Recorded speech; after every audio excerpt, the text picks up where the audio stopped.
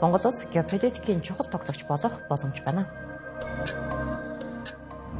Нүүдийн хувь хэмжээ хуульд байгаа зарим тоо хэмжигдэхүүнийг өөрчлөх нь татврын шинжилэл биш гэлээ.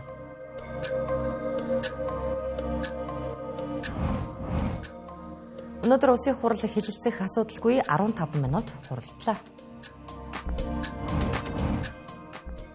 Эрчим хүчний салбарын хүл толгойн олдохгүй байдлыг 3-р дулааны цахилгаан станц дээр гарсан осол илчиллээ. Энэ жилийн баяр наадмаар 8 хоног амарна.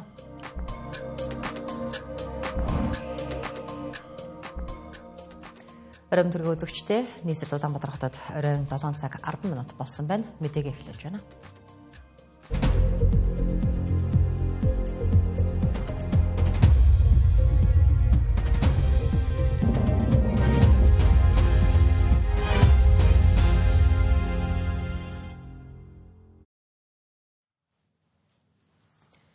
Монгол улс геополитикийн чухал тоглогч болох боломж бүрэн байна. За энэ нь ч 10 дахь удаага зохион байгуулагдаж байгаа Улаанбаатарын яриа хэлэлцээ олон улсын баг хурлаас харагдлаа. Энэ хуралд 40 гаруй улсын төлөөллүүд оролцож, зүүн хойд Азийн аюулгүй байдлын асуудал арах байр суурь судалгаагаа хуваалцаж, санал бодлоо солилцлоо. За манай улсын бүс нутгийн улсуудтай эрхтгш харилцаа олон улсын судлаачдад нэг дор чуулж хилцүүлэг өрнүүлэх боломжийг олгож байна. Орос-Украины дайн орхит орондын мөргөлдөөн худалдааны дайн гээд олон улсын харилцааны эгзэгтэй энэ цаг үед асуудлыг дипломат аргаар шийдэх нь маш чухал. Зүүн хойд Азийн орнуудын төлөөллүүдийн байр суурийг сонсох, дуу хоолойг хүргэх талбар Улаанбаатар хот боллоо гэдгийг хуралд оролцогчид онцолж байлаа. Хурлын оролцогчдын тоо жил ирэх тусам нэмэгдэж байна. Энэ жилийн хувьд Оросын холбооны улс, бүгд найрамдах Хятад ард улс, бүгд найрамдах Солонгос улс, Америк нэгдсэн улс тэргүүтээ 23 улсын 70 гаруй эрдэмтэн, 40 гаруй олон улсын байгууллага гээд нийт 300 орчим төлөөлөгчид оролцлоо. Геополитикийн асуудал гэж байна. Геополитик. Энэ бол одоо нөхцөл байдал. Ялангуяа Солонгосын хойгийн асуудал. За Солонгосын ялангуяа хойд одоо Солонгос, Оросын холбооны улсын одоо ижбүрэн стратегийн түншлэл, энэ дотор цэргийн салбарын хамтын ажиллагааны асуудлууд, ялангуяа Өмнөд Солонгос, Япон зэрэг орнуудын одоо аюулгүй байдал бол үнэхээр одоо сэтгэл санааг түгшээж байна. За өөр нэг чухал асуудал бол Өмнөд Солонгост бол Монгол улсын 60 гаруй мянган иргэд ажил сурч амьдарч байна.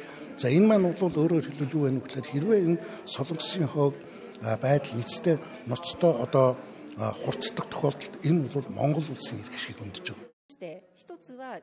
Монгол улс эдгээр бүх улсуудтай нөхөрсөг харилцаатай төвийг сахисан байр суурьтай байдаг учраас яриа хэлэлцээрийн талбар болох бүрэн боломжтой гэж судлаачид үздэг. За би сая тайзан дээр хэлэлцүүлэгт оролцсон Хятад улсын төлөөлөгчөөс асуулт асуусан. Манай хоёр улсын хилийн ойролцоох Японы арлууд руу ойрхон усан онгоц явуулж байгаа нь аюулгүй байдал занал хийлж байгаа юм биш үсттэй гэж асуусан. Хятад улсын судлаач миний түрэмгийн асуултад тодорхой хариулт өгөөгүй ч хамтын ажиллагаагаа үргэлжлүүлнэ гэдэг байр суурьтай байсан. За мөн Оросын холбооны улсын судлаачид хандаж танай улс ардчилсан улс гэж хэлсэн. За үүнийг ямар шулгуураар тогтоож байна вэ гэж асуусан. Энэ мэтээжлэн орон орны судлаачид нэг нэгнээсээ асуулт асуун байр суурийг нь сонсож байлаа. Тус баг хуралд аюулгүй байдлаас гадна геополитикийн хувьд шинээр хөндөгдөх болсон ур амьсгалын өөрчлөлт болон эрчим хүчний талаарх хэлэлцүүлгүүд боллоо. Ялангуяа цар тахал Орос-Украины дайн эхэлснээс хойш эрчим хүчний сүрэн тэсвэрлэх чадвах аюулгүй байдал гадаад бодлогын хамгийн чухал хэсгүүдийн нэгт тооцогдох болжээ. Тэгэхээр улс орн болгон өөрсдийнхөө эрчим хүчний аюулгүй байдлын тогтолцоог хангах, за эрчим хүчний системийнхаа сүрэн тэсвэрлэх чадварыг дээшлүүлэх, за гэх мэтлэнгээр бодлогод бол тухайн улс орны бие даасан гадаад бодлогын бодлого явуулах нөхцөл бололцоог бас хангаж өгөх нэлээд том чухал хөшүүрэг юм а гэдэг ойлголт бол энэ эрчим хүчний сүрэн төсвөрлөх чадах гэсэн ойлголтын дээр бол орж ирж байгаа. Тий. Энэ бүх асуудлуудыг зөвхөн нэг улс орн биш, зүүн хойд одоо бүс нутгийн улс орнууд өөрсдийнхээ асуудлыг ярилцаж, за тэгээд ур амьсгалын өөрчлөлтөнд ямар одоо тасан зохицсон арга хэмжээнүүд авах уу, тэгээ энэ бид нар одоо яаж бэлтгэх ёстой вэ гэдэг энэ чиглэлийн асуудлуудыг ярихаар өнөөдөр бол энэ панелистууд бол одоо бэлтгэлээ тавихаар бэлтэж байна. Манай улсын хувьд геополитикийн асуудлуудыг хилэлцэх талбар болох нь олон улс дахь нэр хүндээ өсгөх давуу тал болно. Ингийн тул төвийг сахисан байр суурь хадгалах нь чухал гэдгийг судлаачид онцолж байлаа. Оросын албаны улсын засгийн газрын шийдвэрээр тус улсад зорчих визийн шаардлагаас чөлөөлөгдсөн Казахстан, Монгол зэрэг орны иргэдийг энэ сарын 30-наас эхлэн шинэ журмаар улсын хилээр нэвтрүүлэхээр болжээ. Тодорхойлбол, улсын холбооны улсад зорчихоос 72 цагийн өмнө госуслугийн цэг рүү сайт болоод госуслугийн RUID аппликейшнаар мэдээлэлээ бүртгүүлэн QR код авах юм байна. QR код аваагүй тохиолдолд Оросын албаны улсын хилээр нэвтрэх боломжгүй гэдгийг анхааруулж байна. Мөн Оросын албаны улсад суугаа дипломат төлөөлөгчийн газрын ажилтнууд болон тэдний гэр бүлийн гишүүд тус улсад төр болон байнга оршин суух зөвшөөрөл бүхий иргэд Оросын албаны улсад нэвтрэх бүх төрлийн визтэй иргэд 6-аас доош насны хүүхдэд ч мөн адил заавал бүртгүүлэх шаардлагатай юм байна. Дашрамд дурдхад олон нийтийн захим сүлжээнд Украины далбай, Дайны эсрэг пост, хаштаг, лайк, комент гэх мэт зүйл ашигласан бол төр хаагаас гадна улс төр дайны сэдвтэй пост зураг байршуулсан бол устгах шаардлагатайг анхааруулжээ.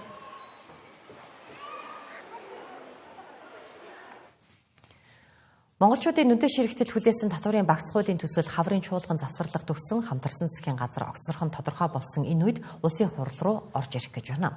3 намын хамтарсан засгийн газар 10 сарын турш ажиллахдаа татварын реформыг хийгээгүй гэсэнхээр нь огцорхийнхаа өмнөхөн хуулийн төсөл бэлэн болчихлоо улсын хуралд өргөн барина гэж байгаа нь анхаарал татаж байна.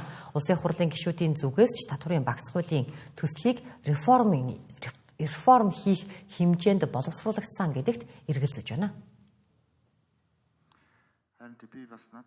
Хамгийн сүүлд 2019 онд татварын хуульд томоохон өөрчлөлт оруулж байсан. Энэ цагаас хойш эдийн засгийн нөхцөл байдал, иргэдийн орлого, бизнесүүдийн үйл ажиллагаа, алга эргүүлэх мэт өөрчлөгдсөн. Иймд цаг үетэйгээ уялдуулан татварын багц хууль цогц шинжилэл хийх шаардлага үүснийг хэн хүнгүй ярьж бас шаардаж байна. Гэсэн ч засгийн газар 6 жилийн дараа татварын багц хуулийг боловсруулахдаа реформын төвшөнд биш косметик засвар хийх байдлаар оруулж иржээ. Иймд хамтарсан засгийн газар энэ хуулиа улсын хуралд өргөн барьлааж шинээр байгуулагдах дараагийн засгийн газар хуулийн төслийг буцаан татаж аваад эхин боловсруулах ёстой гэх байр суурийг ч зарим гишүүд илэрхийлж байна.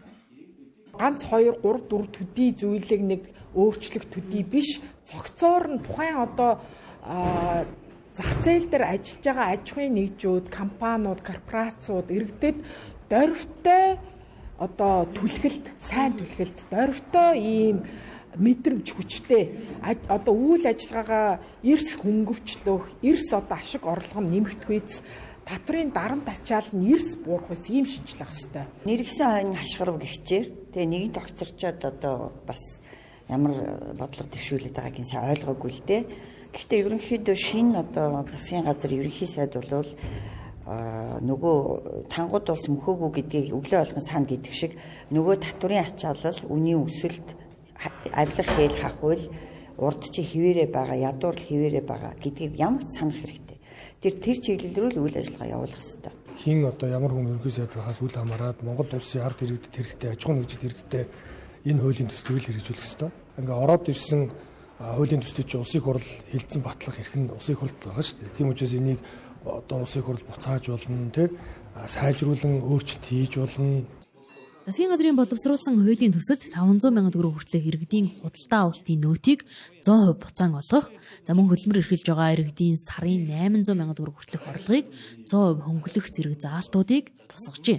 Гэхдээ энэ хэдхэн заалтууд нь татварын орчинд дөрвтэй өөрчлөлт оруулахгүй гэдгийг гишүүд хэлж байлаа. Харин татварын багц хуулийн төслийг улсын хурал дээр ахалж ажилласан гаа үе гишүүн дараах тайлбарыг өглөө. Бид нар хүнчлийнхаа ирээр л хүлээж иж байна л гэсэн. Яг одоо аль болох татварын дарамтыг багасгах, татварын дарамтаа татварын хувь хэмжээгээ бууруулахын сацуу одоо аль болох нөгөө бүгдээрээ л татвараа төлдөг болгох гэсэн тэр үйлдэл явж байгаа. Тодорхой хэмжээний одоо өрхийн орлогыг одоо хамгаалж өгөх, хувийн орлогыг нэмэгдүүлж өгөх тал дээр илүүтэй анхаарсан үйл байгаа. За мөн бизнесийн орчин дээр бол дансыг нь хааж одоо битүүмжилдэг байсан бол одоо тэр нь бас тодорхой хугацаа өгөөд ингээ явдаг болохоор ийм өөрчлөлт орж байгаа гэсэн. Нөөтийн хувь хэмжээг нааш цааш болгох, хуульд байгаа ганц нэг тоо хэмжигдэхүүнийг өөрчлөх бол угаасаа хийх ёстой ажил. Нэг ёсондоо шинжилэл биш юм. За үнэхээр шинжилгээ гэвэл татварын багц хуулийг 1992 оноос хойш татварын системээ өөрчлөх шаардлагатай гэдгийг гишүүд хэлж байлаа. За учир нь татварын ерөнхий хуульд татвар бий болгох, хувь хэмжээ заах, татвар төлөгч авагчийг тодорхойлох, татварын байгууллага, татварын маргаан таслах зөвлөлийн бүтцгээд бүх юм энэ хуульд бий. За гэтэл хамтарсан засгийн газар татварын ерөнхий хуулиас эхлээд аж ахуйн нэгжийн орлогын албан татварын тухай хууль, хувь хүний орлогын албан татварын тухай хууль зэрэг хуулиудыг шинжилж найруулах биш, нэмэлт өөрчлөлт оруулахаар төлөвлөжээ. Төсөө мөг сандал суудал албан тушаалын томилгоог хэдэн цагаар чамаагүй хэлэлцдэг улсын хурал хууль батлах ажилд хойш сууж хойрог хандаж байна. Өнөөдөр л гэхэд улсын хурлын чуулган 15 минут хуралдлаа. Учир нь улсын хурлын чуулганаар хэлэлцэх асуудал байсангүй. Гэтэл байнгын хороод дээр 20 гаруй 30 шахам хууль тогтоолын төслүүд хэдэн сарын турш хав дараатай байгааг улсын хурлын дарга хэлж байна. За улсын хурлын гишүүд байнгын хорооны хуралдаа суухгүй хууль тогтоолын төслүүдийг улсын хурал руу оруулж ирэхгүй байгаагаас шалтгаалж чуулганаар хэлэлцэх асуудлууд хүлээгдэлд үүсэж байгааг хэлж байлаа. Нийтдээ 25 орчим хуулийн төсөл болон тогтоолын төслүүд байнгын хороод дээр одоо хэлэлцүүлгийн шатанд явж байна. Нэгсэндээ одоо байнгын хороодын ажил удаашралтай байна гэж хэлэхэд одоо болохгүй зүйлгүй болсон байна гэдгийг бас энэ ташин тав хүнд хэлье. Тийм учраас байнгын хороод эдгээр хууль тогтоолын төслүүдийн хэлэлцүүлэх үйл явцыг хурдлуулах, их хурлын үйл ажиллагааг хэвэн явагдах нөхцлөөр хангахад байнгын хорооны дарга нарт анхааруулах чиглэлийг өгч байна. Өчигдрөл гэхэд хууль зүйн байнгын хороогоор хууль тогтоомжийн тухай хуульд нэмэлт өөрчлөлт оруулах тухай хуулийн төслийг хэлэлцэн ч санал хураалтыг хойшлуулж ажлын хэсэг рүү буцаасан. За зөвхөн энэ хуулийн төслийг л гэхэд хууль зүйн байнгын хороо 3 дахь удаага буцааж байгаа юм. За шалтгаан 1-2 заалт дээр гишүүд хоорондоо маргалцсанаас үүдэлтэй. За ингээд одоо явуулъя. Сайн зэрэг гишүүнэ, таны саналыг ерөөсө хураахгүй гээгүй. Дэгээрээ явахлаар ажлын хэсгээр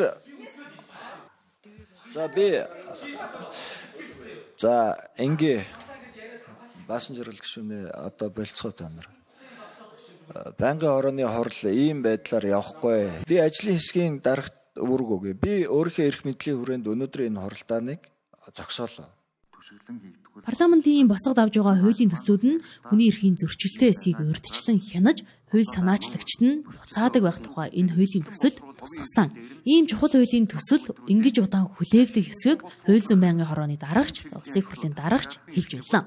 За гэхдээ энэ нь ердөө нэг л жишээ. За өрсөлдөөний тухай хуулийн төсөл, хэрэглэгчийн эрх шигийг хамгаалах тухай хуулийн төсөл, малын индексжүүлсэн даатгалын тухай хуулийн төсөлгээд байнгын хороо дээр гатсан хуулийн төслүүд олон байна. За гэтэл улсын хурал иргэд аж ахуйн нэгжийн үйл ажиллагаанд дэмжлэг үзүүлэх хуулийн төслүүдийг үл тоож дараагийн засгийн газрын сандал зуудалтаа зуралцаар хаврын чуулганаа өндөрлүүлэх нэ. Засгийн газрын өчигдрийн хуралдаанаар энэ жилийн наадмаар 8 хоног амрах зохицуулалт хийсэн байна. За энэ жил баяр наадмын 2 өдөр буюу 7 дугаар сарын 12-ын 13-ны өдрүүд нь Бямбаням гарагт таарч байгаа тул энэ 2 өдрийг 7 дугаар сарын 16, 17-ны өдрийн лаваг пүрэв гарагт шилжүүлэхээр болжээ.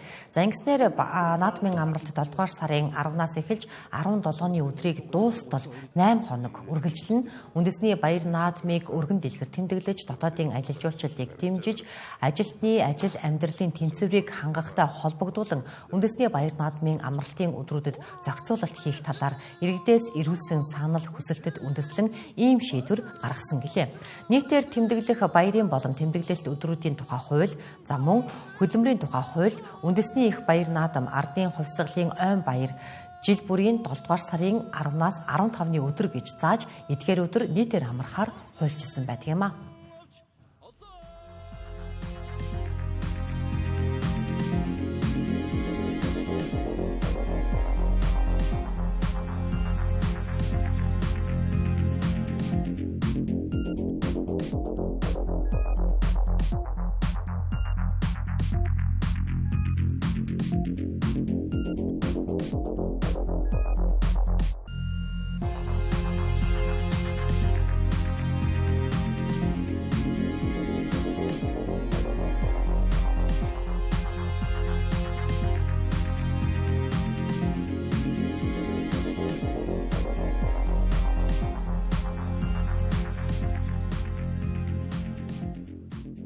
Тэнгэрлэгээс 7 мэдээллийн хөтөлбөр үргэлжлэн хөрч байна.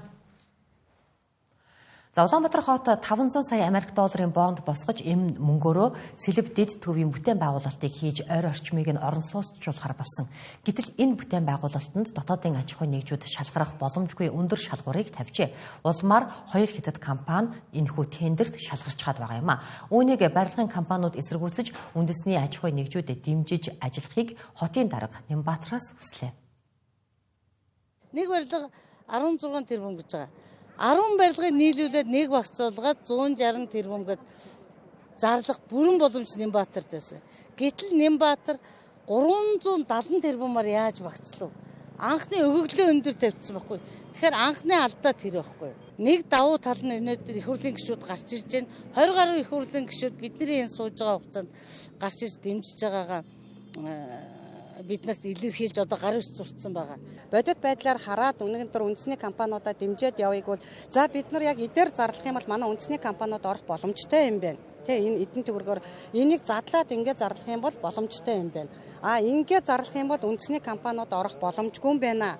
Яагаад тэгэхээр бүх юм нээлттэй. Ямар компаниуд хэдэн компаниуд ямар төсөл арга хэмжээнд орж байгаа. Манай хамгийн өндөр төсөвтэй зарлагдж байгаа одоо улсын захиалах тендерүүд ямар үнэтэй зарлагдж байгаа. Сургууль цэцэрлэг соёлын төв гэдэг ийм л юмнууд зарлагдж байгаа байхгүй. Яагаад боломж олохгүй байгаа юм бэ? Тендерийн нийт дүн хэд өндөр тогтоох биш, хэсэгчлэн задалж дотоодын аж ахуйн нэгжүүд оролцох боломжийг нээж өгөх ёстой байсан гэдгийг тэд хэлж байлаа. За харин хотын дарга хариуд нь хуулийн дагуу ажиллаж байгаа. За хэрвээ барилгын компаниуд гомдолтой байвал гомдол гаргахыг тайлбарыг өглөө. За нэг ясандаа барилгын компаниудын шаардлагыг хүлээж авах боломжгүй гэдэг байр суурийг илэрхийлж байна. Тендерийн үнийн дүнгийн одоо борлуулалтын орлогын 30-аас 50%-аар сүүлийн 3 жилийн дунджилж борлуулалтын орлогын шалгуур тавих хуулийн зохицуулт байдаг. Тэгэхээр би нөгөө талдаа тендер хөлцөрчих болчиход байна. Одоо үнэхээр намайг буруу үйл ажиллагаа хийсэн гэж үзэж байгаа бол шудраг өрсөлдөө хэрэглэгчийн төлөө газар хандаж өрсөлдөөний зарчмыг зөрчсөн байна гэдэг гомдол гаргаад тэр гомдол нь үнсэлтэй гэж үзээд шудраг өрсөлдөө хэрэглэгчийн төлөө газраас надад улсын байцаагчийн шийдвэр дүгнэлт ирсэн тохиолдолд бидний тендерийн баримтчгийг өөрчлөх боломжтой. Сургууль цэцэрлэг соёлын төвгээд дунджаар 25 орчим тэрбум төгрөгийн өртөгтэй бүтээн байгуулалтын тендерт л дотоодын барилгын компаниуд оролцдог байна. За хамгийн ихтэй л 70 тэрбум. За гэтэл сэлбэдэд төвдөр 300-400 тэрбум төгрөгийн тендер зарлчихсан нь өөрөө үндэсний аж ахуйн нэгжүүдэд оролцуулахгүй байх гэсэн арга гэдгийг хэлж байлаа. Хот байгуулалт барилга орон сууцны яамнаас Best Gear буюу амны орон сууцны гэрчлэгийг 2024 оны 12 дугаар сараас олгохоор шийдвэрлсэн. За гэхдээ өнөөдрийн хүртэл амны орон сууцны ипотекийн зээл авсан хүн энэ улсад алга. Тиймээс бид энэ асуудлыг тодруулахаар дараах сурвалжлагыг бэлтгэлээ.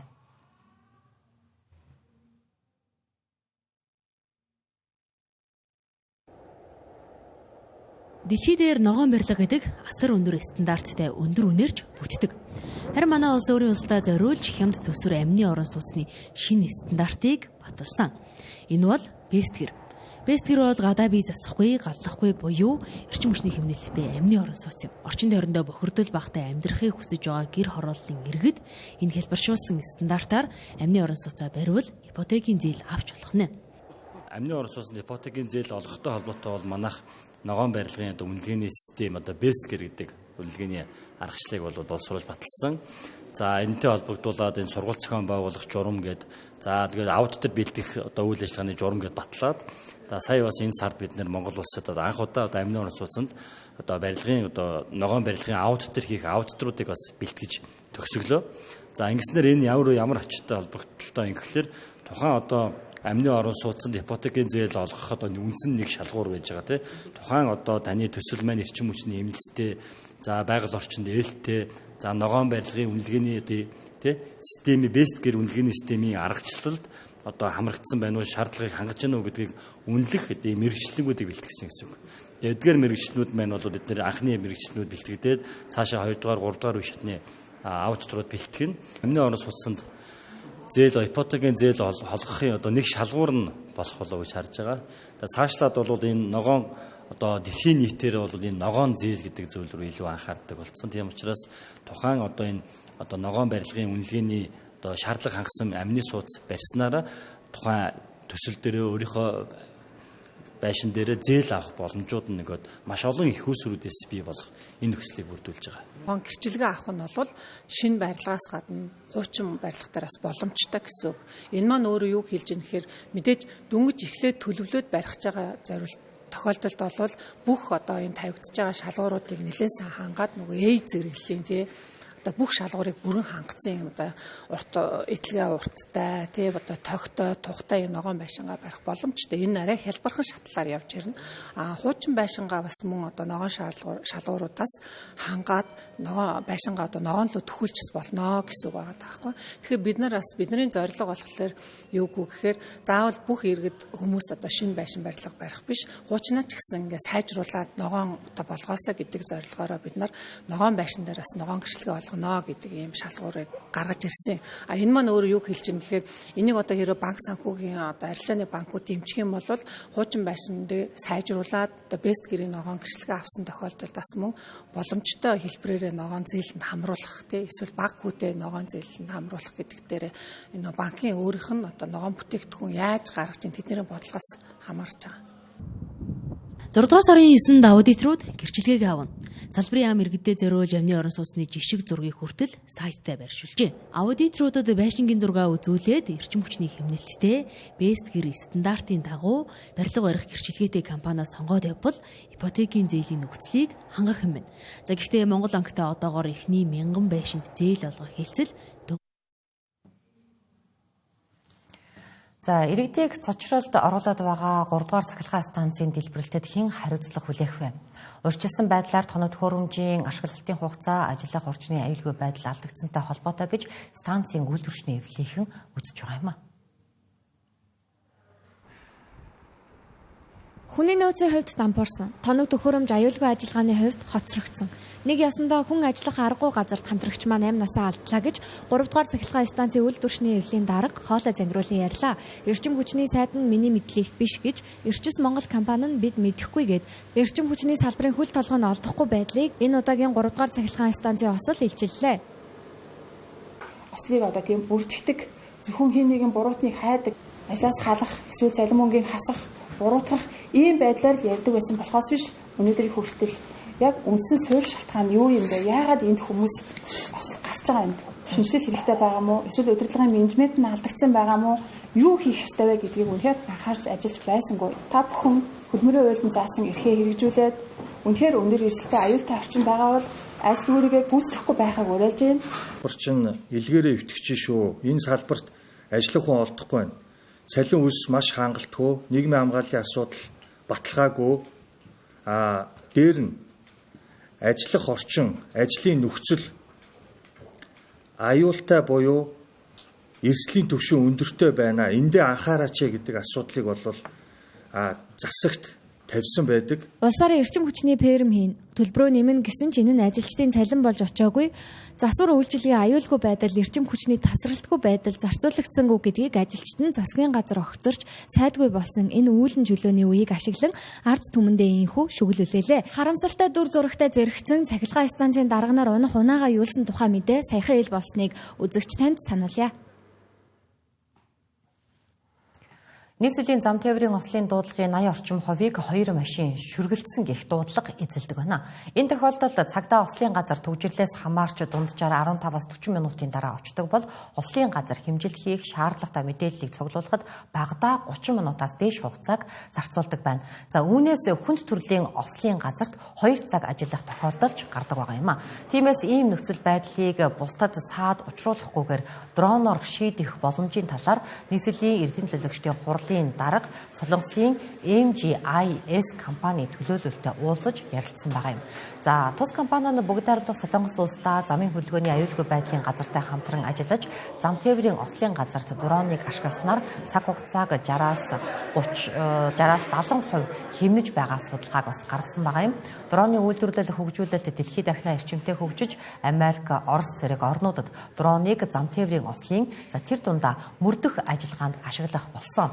Машин шүргэлзэх төдий асуудлыг 5-аас 10 минутад шийдэх зам тээврийн ослын дуудлага ирэхэд цагдаа заавал ослын газар очлоггүйгээр дрон эсгэж зураг авч мэдээллийг системд илгээх. Илгээсэн мэдээллийг AI технологийн тусламжтайгаар боловсруулж хэн буруутай хэдэн төгрөгийн хохирол гарсныг тогтоодог болох зорилгоор нийслэлийн иргэд төлөөлөгчдийн хурал энэхүү уулзалтыг зохион байгуулжээ. Солонгосын компани энэ шийдлийг хийхэд дата цуглуулахад чамгүй хугацаа зарцуулна гэж мэдээлсэн байна.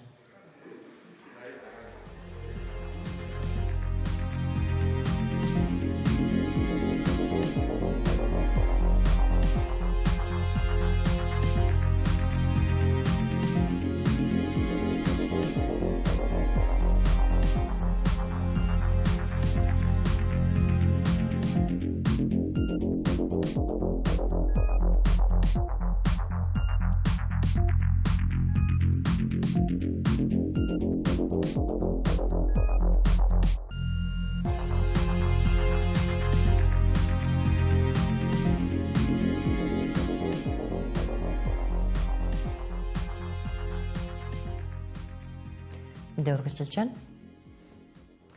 За эрүүл мэндийн төсвийн зардал энэ оны улсын төсвийн нийт зардлын 6.2%-ийг эзэлж байгаа нь өмнөх онуудтай харьцуулахад буурсан үзүүлэлт.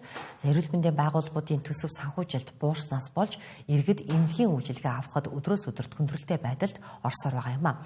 Төсөв хүрэлцэхгүйгээс болж эмнэлгүүдийн үзлэг шинжилгээ, эмчилгээний квот богино хугацаанд дуусч иргэд эмнэлгийн тусламжийг хувийн зардлаар авах шаардлага үүссээр байна. 2024 оны эрүүл мэндийн даатгалын сангийн орлого 2 их найд төгрөг төрсөн нь өмнөх оноос 28% буюу 445.5 тэрбумаар нэмэгдсэн үзүүлэлт юм. 2024 онд эрүүл мэндийн даатгалаар 2.8 сая хүн тусламж үйлчилгээ авчээ. Эрүүл мэндийн даатгалын сан өмнөх оны 300 тэрбум төгрөгийн өглөгөө бүх эмнэлгүүдэд өгч барагдуулсан гэлээ.